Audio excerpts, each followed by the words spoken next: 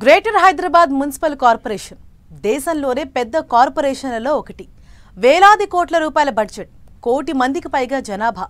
అలాంటి కార్పొరేషన్లో పథకాల అమలు చేయాలన్నా, ప్రాజెక్టులు టేకప్ చేయాలన్నా, పనులు ప్రాధాన్యతలు అవసరాలను బట్టి చేపట్టాలన్నా వాటిపై ఉన్నతాధికారులకు సరైన అవగాహన ఉండాలి. అలాంటి అతి ముఖ్యమైన పోస్టును నిర్వహించే అధికారులను 16 నెలల్లో నలుగురిని మార్చింది తెలంగాణ ప్రభుత్వం. ఇప్పుడు ఈ అంశం గ్రేటర్లో హాట్ టాపిక్ అయింది. అసలు ప్రజా ప్రతినిధులకు అధికారులకు మధ్య సఖ్యత లేదా? మేయర్, ఎమ్మెల్యేలు, మంత్రుల పనులు ఉన్నతాధికారులు చేయటం లేదా? అసలు బల్దియా కమిషనర్లు వరుసగా మారటానికి కారణాలేంటి? Watch the story.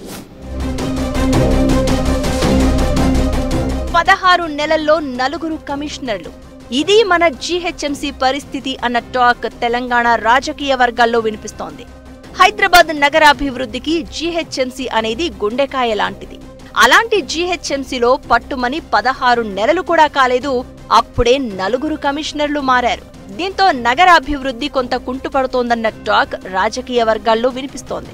ఎందుకంటే జీహెచ్ఎంసీ 625 చదరపు కిలోమీటర్ల మేర విస్తరించిన భారీ లోకల్ బాడీ. చావు పుట్టుకల లెక్కల నుండి మొదలుకుని వేలాది కోట్ల రూపాయల ప్రాజెక్టుల టేకప్ వరకు అనేక పనులు సిటిజన్స్ కు చేసి పెట్టాల్సిన సంస్థ. ఇలాంటి ముఖ్యమైన greater municipal corporation commissioner post అంటే అంత ఆషామాషీ కాదు. ఉదయం పారిశుద్ధ్యం నుండి మొదలుకుని రాత్రి స్ట్రీట్ లైట్స్ వరకు పనులన్నింటినీ చక్కబెట్టాలి. ఇలాంటి ముఖ్యమైన కార్పొరేషన్లో అన్ని పనులను అధికారుల సమన్వయంతో కలిసి ముందుకు తీసుకెళ్లాలి. ఒక్క మాటలో చెప్పాలంటే బల్దియా బాస్ ఆల్ ఇన్ వన్ అని చెప్పాలి. అయితే జీహెచ్ఎంసీకి వస్తున్న అధికారులు ముచ్చటగా 3-4 నెలలు కాకముందే సీటు మారడం ఇప్పుడు చర్చనీయాంశంగా మారింది. 2023 సాధారణ ఎన్నికల కంటే కొద్ది నెలల ముందే జీహెచ్ఎంసీ కమిషనర్ గా వచ్చిన రొనాల్డ్ రోజ్ ను ఎన్నికలు పూర్తయిన తర్వాత 7 నెలల్లోనే కొత్తగా వచ్చిన కాంగ్రెస్ ప్రభుత్వం మార్చింది. ఆ స్థానంలో అమ్రపాలి కాటాను ఎఫ్ఎస్సీగా నియమించింది.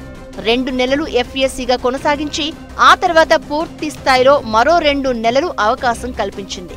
అంటే ఆమ్రపాలి కేవలం 4 నెలలు మాత్రమే జీహెచ్ఎంసీ కమిషనర్ గా పనిచేశారు.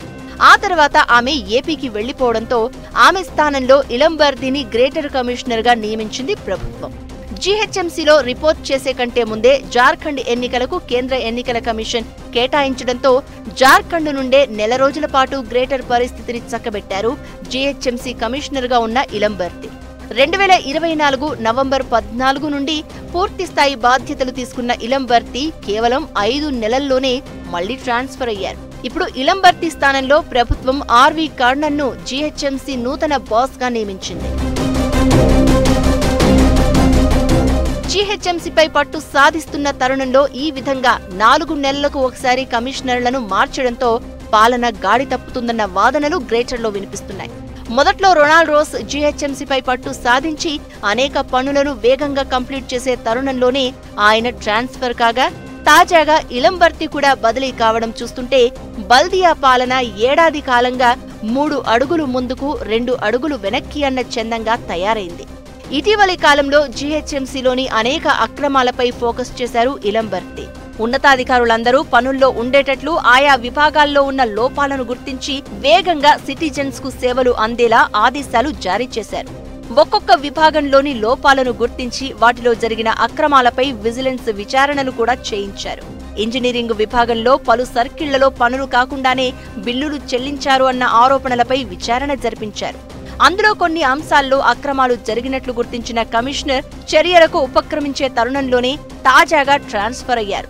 బర్త్ అండ్ డెత్, మలేరియా విభాగంలో కూడా విజిలెన్స్ ఎంక్వైరీ చేయించి ప్రాథమికంగా కొన్ని చర్యలు తీసుకున్నారు. ఇక పన్నుల వసూళ్లలోనూ ఫిర్యాదులు అందడంతో వాటిని కూడా పరిష్కరించి వ్యవస్థను గాడిన పెట్టారు ఇలంబర్ది. అందువల్లే ఈ ఏడాది 2040 కోట్ల రూపాయల ఆస్తి పన్నును వసూలు చేసి రికార్డును క్రియేట్ చేసింది జీహెచ్ఎంసీ.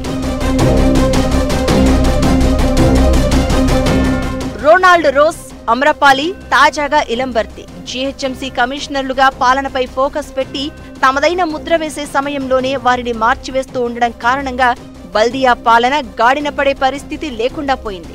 అయితే ఇలా వరుసగా కమిషనర్లు మారడం వెనుక ప్రజాప్రతినిధుల హస్తం ఉందన్న చర్చ సాగుతోంది. మరి ఇప్పటి వరకు మారిన ముగ్గురు అధికారులు కూడా ముక్కుసూటిగా వ్యవహరిస్తారు అన్న పేరుంది. జీహెచ్ఎంసీ మేయర్, డిప్యూటీ మేయర్, కార్పొరేటర్లు, ఎమ్మెల్యేలు, మంత్రులు ఇలా ఎవ్వరూ చెప్పినా, ఎన్ని ఒత్తిళ్లు చేసినా నిబంధనల ప్రకారమే వీరంతా నడుచుకున్నారు. మేయర్ కార్యాలయంలో పనిచేసే రిటైర్డ్ ఉద్యోగుల ఎక్స్టెన్షన్ విషయంలోనూ, లిమిట్ కి మించి చేసిన బిల్లుల చెల్లింపుల్లోనూ కమిషనర్లు అందరూ చాలా స్ట్రిక్ట్ గా వ్యవహరించారని బల్దియాలో టాక్.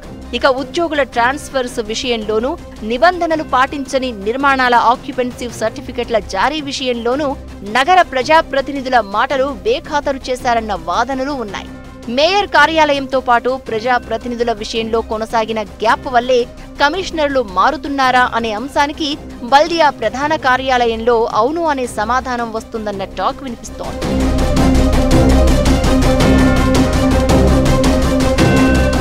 అయితే త్వరలోనే జీహెచ్ఎంసీకి ఎన్నికలు జరగబోతున్నాయి.